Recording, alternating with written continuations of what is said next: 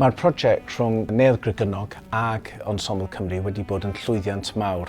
Da ni wedi bod yn rhedeg a hyrwyddo cyngherdau cerddoriaeth siambr ers gorffennaf ac wedi denu dros 400 o bobl i'r stafell gerdd yn Neuadd Gregynog. Bobl dod i nabod y lle, bobl newydd i'r lle ac yn ogystal â bobl lleol yn cael cyfle i ddod i ymgynnull ac i cymdeithasu ar bore dydd Sadwrn efo cerddoriaeth siambr.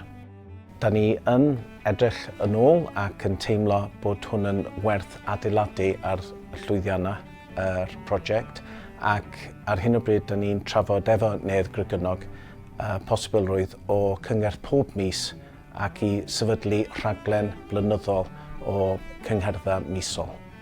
Yr adborth da ni wedi cael oddi wrth cynulleidfa sydd wedi bod yn dod i cyngherdau ni wedi bod mor positif a da ni gwerthfawrogi y croeso mawr da ni wedi cael gan bobl sydd wedi bod yn dod i cyngherdau ni. Da ni wedi cael bobl yn cynnig help i ni yn naill ai fel stiwardiaid neu hyd yn oed wythnos diwetha nes i cyfarfod â cwpl oedd yn dosbarthu posteri a teflenni i ni. Felly dwi'n teimlo bod na wir egni ac eisiau i hwn parhau ac iddo fo datblygu yn y dyfodol. Ac felly dwi ddim yn meddwl bod ni'n gallu gofyn mwy o prosiect mond 3 mis o hyd.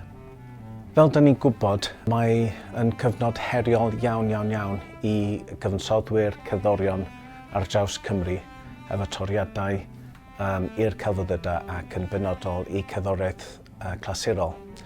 A felly oedd y prosiect yma ddim yn unig rhywbeth oedd gwerthfawr i'r cynulleidfaoedd, ond hefyd yn creu gwaith pwysig uchelgeisiol i cerddorion siambr sy'n byw yng Nghymru ac yn arbennig y cyfnod yma sy'n mor heriol i ni gyd.